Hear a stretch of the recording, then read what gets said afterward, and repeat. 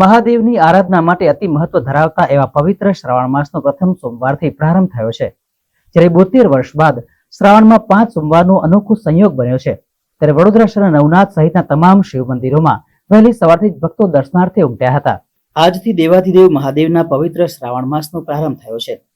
શ્રાવણ માસ ભગવાન શિવની ભક્તિ કરવાનો અતિ પવિત્ર સમય ગણાય છે. આ વર્ષે શ્રાવણ માસમાં વિશેષ સંયોગ સર્જાયો છે. આ વર્ષે શ્રાવણ મહિનાની શરૂઆત પણ સોમવારથી થઈ છે અને શ્રાવણ માસની પૂર્ણાહુતિ પણ સોમવારે થવાની છે. આવો સંયોગ 72 વર્ષ પછી સર્જાયો છે.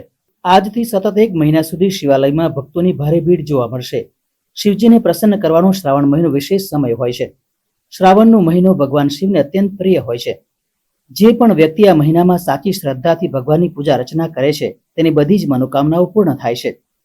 આ મહિનામાં ભક્તો ઉપવાસ પણ કરતા હોય છે. ખાસ કરીને સોમવારના દિવસે ભક્તો વ્રત કરી શિવ પૂજા કરે છે. નોંધનીય છે કે લગભગ પોણી સદી બાદ એટલે કે વર્ષ 1952 બાદ પહેલી વખત 72 વર્ષ પછી શ્રાવણ માસનો પ્રારંભ શિવજીના પ્રિય એવા સોમવારથી થયો અને સમાપ્તિ પણ સોમવારે થશે. શ્રાવણ માસ દરમિયાન 5 સોમવાર આવશે, જે 5 સોમવાર સહિતના દિવસોમાં શિવ ભક્તો દ્વારા ભોળાનાથને રીઝવવાના વિશેષ પૂજન અર્ચન અભિષેક કરાશે તથા શિવજીના વિશેષ શૃંગાર દર્શન પણ શિવાલયોમાં જોવા મળશે. આ વખતે શ્રાવણ માસ દરમિયાન 10 વર્ષ બાદ 9 યોગ રચાશે, જેમાં સૂર્યબુધનો બુધાતિથ્ય યોગ, ગુરુચંદ્રનો નવપંચમ યોગ, ગુરુચંદ્રનો ગજ કેસરી યોગ, ચંદ્રમંગળનો કુબેર યોગ, શનિનો શશક યોગ રચાશે. આ 5 ગ્રહ યોગો સ્વયં કાર્યસિદ્ધ કરનારા છે, જે પાવન શ્રાવણ માસને સિદ્ધિદાયી બનાવનારા છે.